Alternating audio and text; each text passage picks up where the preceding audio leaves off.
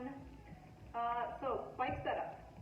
We want to start with our saddle first. So looking at saddle height, we want to make sure that it's about 2 to 3 inches below our iliac crest. So that's right about where my saddle is at this point.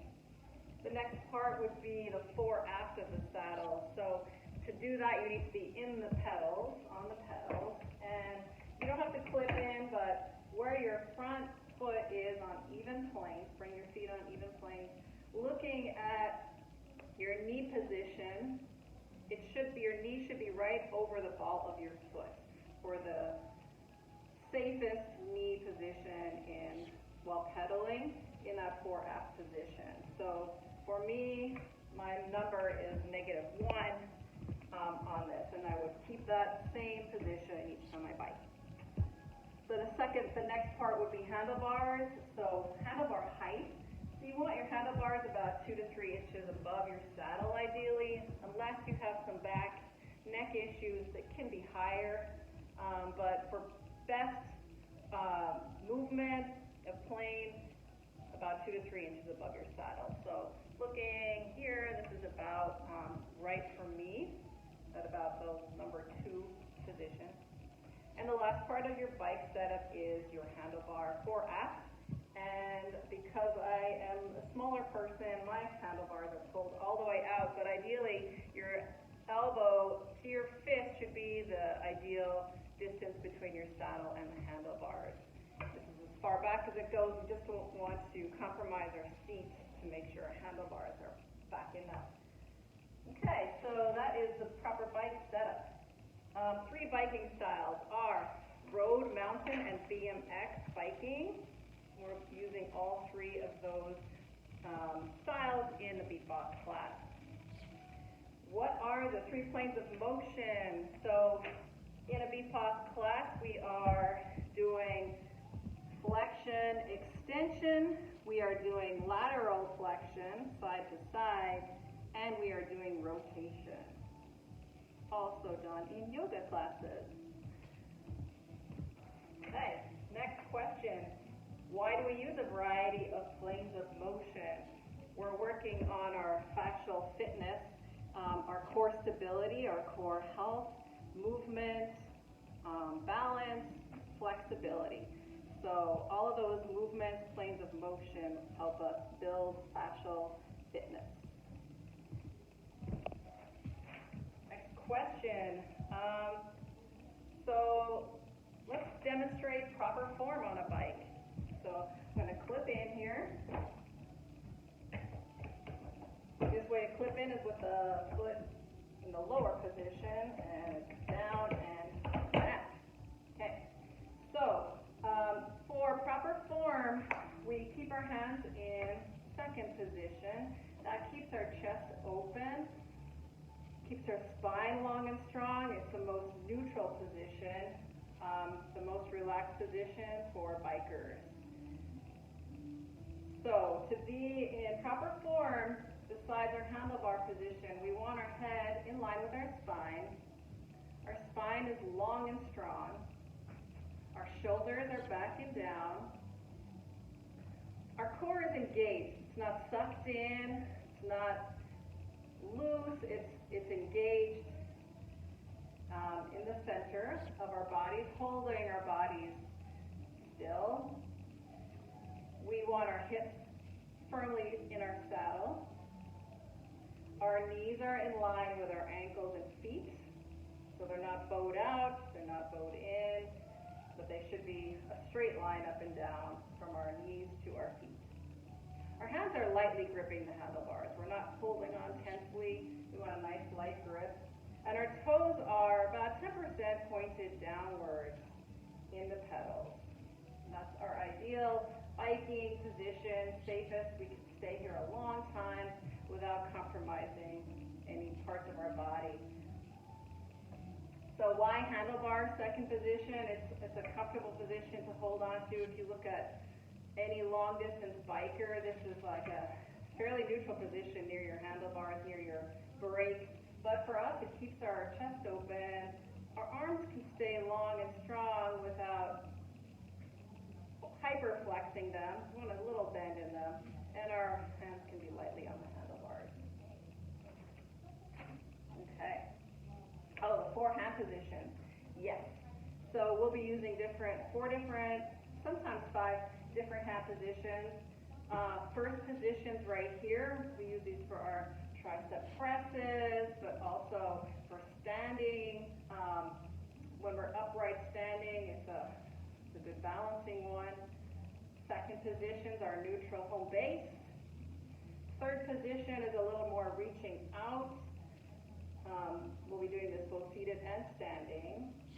For me, I have a fairly shallow third reach because I'm not a very big person. And then fourth position, or drafting, is down on our forearms, where having a towel is really helpful. Your hands can be flexed for greater stability of your core, not holding onto the handlebars, just not hanging on also to the monitor. Or you can hold on, especially if you're doing some lateral movements, sometimes that stability is nice to have. The fifth position is the drop bar, which we can use sometimes. It's a comfortable position when you're racing on a flat road. Okay. Resistance knob.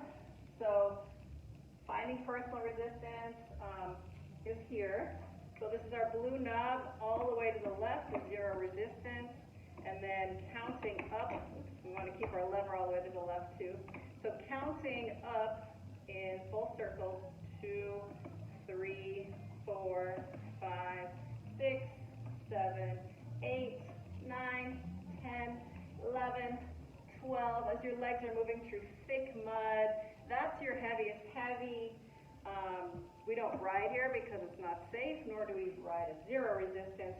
We take this heaviest heavy number, 13, cut it in half. That's our working medium.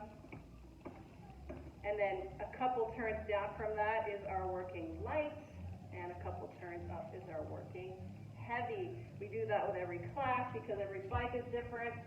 Our bodies are different every day. Sometimes we've had a hard workout, sometimes we're not feeling great, sometimes we're feeling amazing.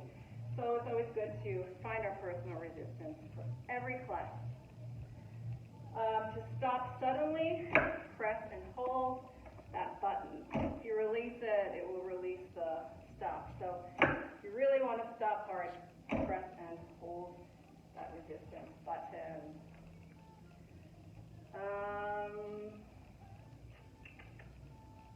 Yes, ASL we use in this class to talk about our different resistance levels. So that light resistance, light working, we talk about is using L for American Sign Language. And then medium, M, heavy, H. So light, medium, and heavy. And we call out that resistance with every song and the RPM for every song.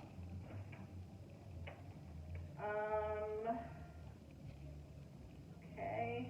If our foot becomes unclipped in the saddle, stop. Pull your foot out to the side so it's free of the pedal, so you're not getting hit in your calf with those rotating pedals, and we'll help you out as fast as we can. Working. So our primary working exertion scale, we use the talk test. So making sure that we have near breathlessness on our tracks, that it's difficult to talk to a neighbor. That's our exertion scale. We don't want to go too much past that, but that means that you are doing an optimal exertion at that point. Same if you were running, can you talk to a friend? That's an easy run, right? If you're running past being able to chat with your neighbor, you're working to exertion, but not past exertion.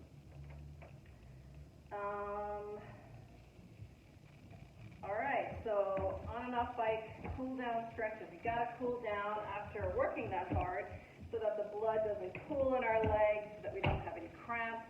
Also, when we've done so much anaerobic exertion, we want to make sure that our riders are not getting dizzy by suddenly stopping and then That's like the worst thing to do. So cool down, we move our leg 60 or less RPMs. We have little resistance, if any. And we want to stretch out. So I usually start with the top part of our body, stretching our shoulders, you know, in this position a long time. We want to make sure that we're stretching out the back of our neck and our shoulders, our triceps that we've been working with our presses and sometimes weights. So usually start with some breathing because that helps slow everything down. So breathing up, inhaling up, exhaling down. Doing that for 2 or 3 counts. While at the top of inhale, we bend one of our elbows. So I'm going to say, I'm mirroring, so my right elbow is bent, my left in mirroring would be pulling that arm back lightly, keeping our chin level so that we're not digging down into our chest, but having a nice neutral spine, and doing that with the opposite arm too. So a tricep stretch, coming back, doing some across the chest arm shoulder opener on each side.